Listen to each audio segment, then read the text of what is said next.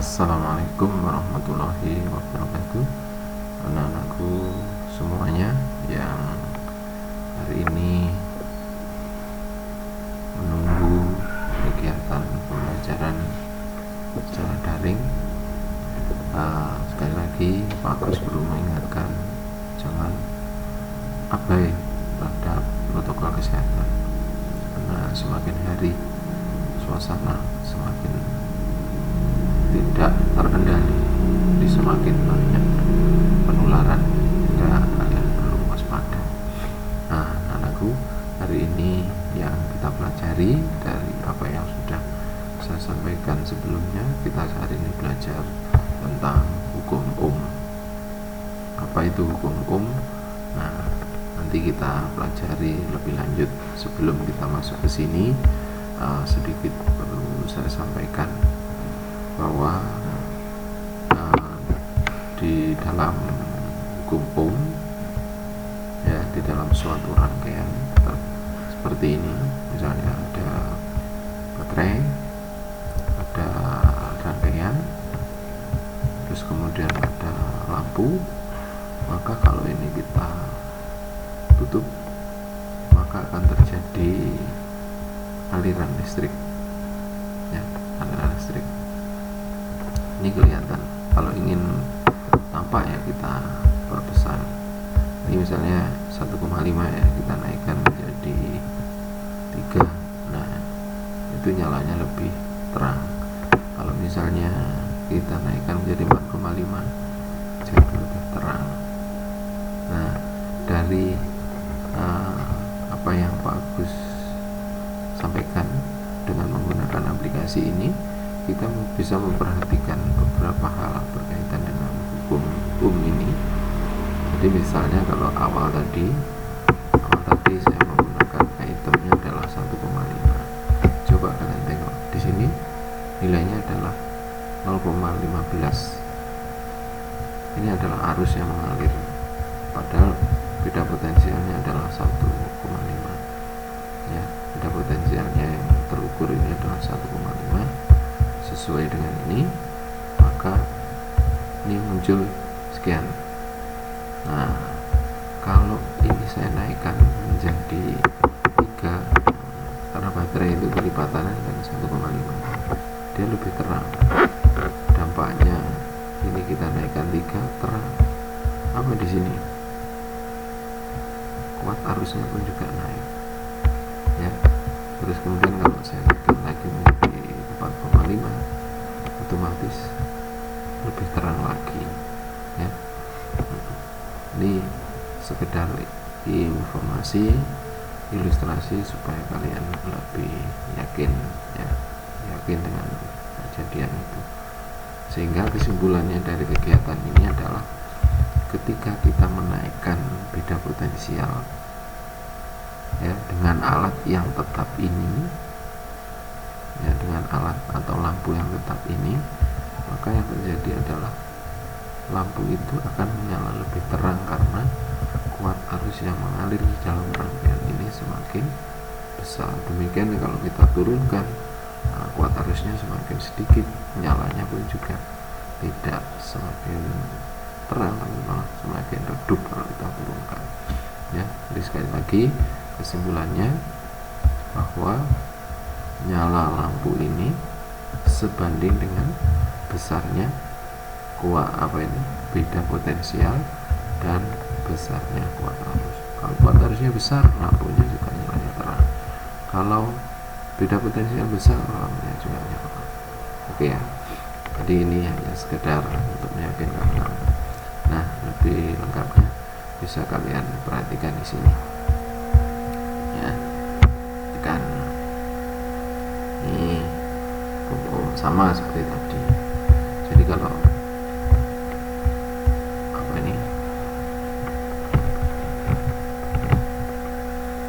ini kebetulan yang terpakai baterai 1 itu nilainya 1,5. Nah, ini 1, atau 0,2. Kalau baterainya ya 4,5, berapa? 0,4. Jadi saya ulangi, kalau baterainya cuma 1, baterainya kan 1,5 ini kuat arusnya sebesar 0,2. kalau kita naikkan baterainya menjadi 3, 0,3. kalau saya naikkan lagi 0,4, sama seperti ilustrasi tadi. Jadi hubungan apa yang didapat antara itu, ya kan? Oke, jadi sampean sudah memperhatikan dari ilustrasi yang pertama. Ya, baik, kita perhatikan dari data tadi. Ya, dari data tadi bisa kita tarik grafiknya. Nah, 1,5 ini 1,5 V nya, I nya 0,2. kalau saya naikkan menjadi 3, 0,3. saya naikkan 4,5 menjadi 0,4 dan seterusnya.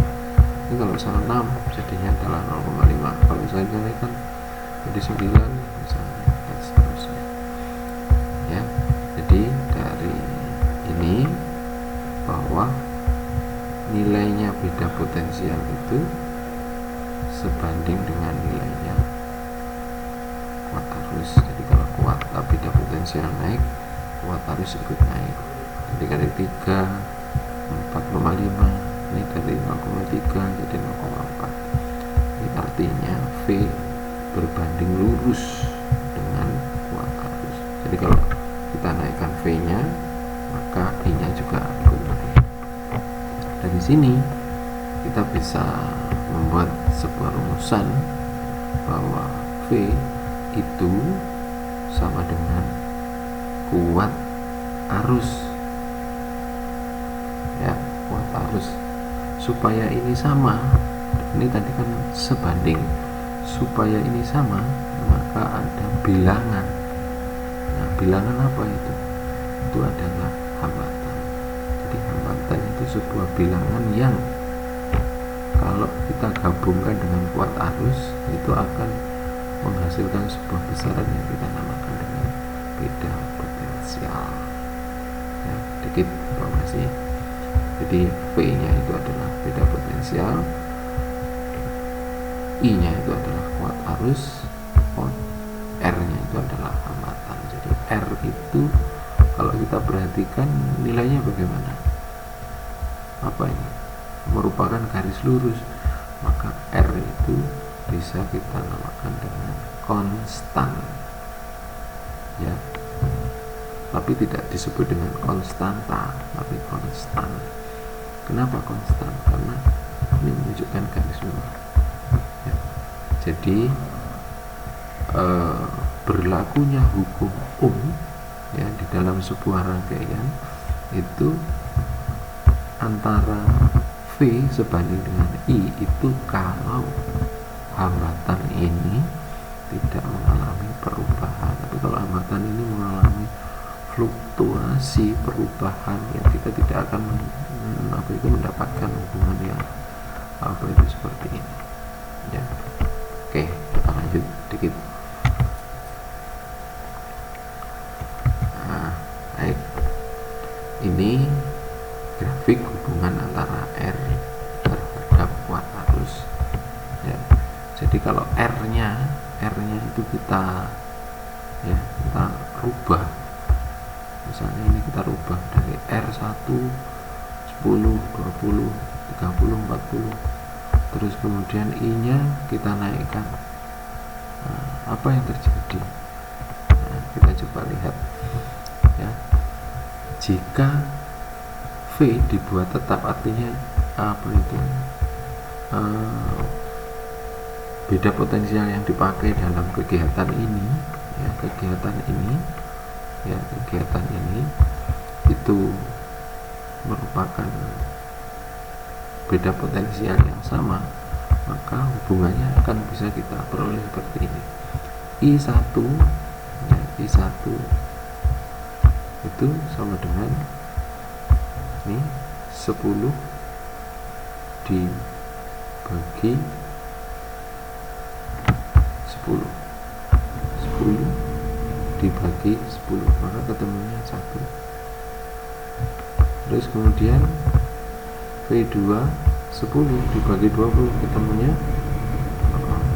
10 dibagi 30 0,3 dan seterusnya.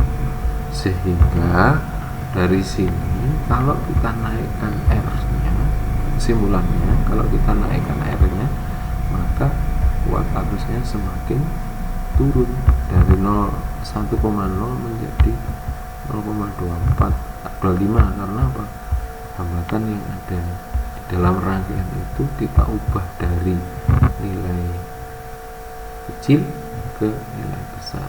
Jadi semakin besar hambatan maka kuat arusnya semakin kecil ya. Jadi kita mendapatkan dua rumusan. Yang pertama tadi V itu sebanding dengan besarnya kuat arus dan hambatan. Nah sekarang rumusan yang kedua, R itu ternyata merupakan perbandingan antara V dengan I atau beda potensial dengan kuat arus. Jadi kalau kita tarik apa itu kesimpulan seperti ini ya, sedikit. Nah sehingga dari dua rumus itu tadi, yang pertama tadi V sama dengan I kali R, yang kedua R sama dengan V per I, maka rumusan itu bisa saya masukkan dalam sebuah segitiga. Jadi V ini sebenarnya sama saja V R I atau V I R VIR ya, sama saja. Sehingga membacanya kalau kita tutup yang di atas ini, kita tekan yang di atas, maka rumusan itu akan bunyi R kali I. Tapi kalau yang saya tutup di sini, V-nya adalah bunyinya adalah V dibagi I dan seterusnya. Kalau saya tekan di sini I, maka V dibagi R. Ya, gitu ya. Oke, kita coba lihat contoh soal. Ini contoh soal yang ada di buku kalian, itu bisa kalian cermati. Contohnya, kuat arus yang melewati kawat penghantar ya. Kuat arus yang melewati kawat penghantar itu nilainya adalah 100 mA.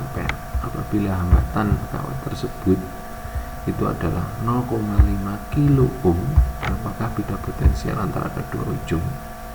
Jadi kalau ada kawat, saya tidak tahu panjangnya berapa, tapi kalau kita ukur beda potensial hambatannya adalah 0,5 kilo ohm. Nah, terus kemudian ternyata diukur juga arusnya mengalir itu 100 mA, maka di antara kedua ujung itu kalau kita ukur terdapat beda potensial. Nah itu bisa kita hitung, tidak kita ukur tapi bisa kita hitung, kita ukur pun juga bisa ya. Jadi I nilainya berapa? 100 mA. Nah 100 mA itu berapa ampere? 100 mA itu sama dengan 0,1. Kok bisa 100 mA? Ya, 100 mA itu 10 pangkat min 3, makanya 100 dibagi 1000 0,1. Kemudian yang kedua R sama dengan 0,5 kilo ohm ya. 0,5 kilo itu adalah 10 pangkat 3, maka 0,5 kali 1000 ketemunya adalah 500. Yang ditanyakan tadi apa? Beda potensial. Beda potensial V sama dengan I kali R. Berarti V sama dengan 0,1 kali 500, ketemunya 50 watt ya. Oke ya, baik. Nah kalau begitu kalian bisa melanjutkan pembelajaran ini dengan mengerjakan apa itu soal pada halaman 73 nomor 1 sampai nomor 4 ya. Kalau sudah selesai ya, silahkan upload di e-learning. Saya beri waktu 6 hari untuk uploadnya. Siapa yang cepat nilainya akan lebih bagus daripada kalian yang menguploadnya belakangan. Oke, jangan abai terhadap protokol kesehatan. Jangan menganggap bahwa pembelajaran jarak jauh ini adalah sesuatu yang tidak bermanfaat. Kalau kalian mau berubah, silahkan kerjakan sebaik-baiknya. Siap ya? Ya, terima kasih. Saya kira assalamualaikum warahmatullahi wabarakatuh.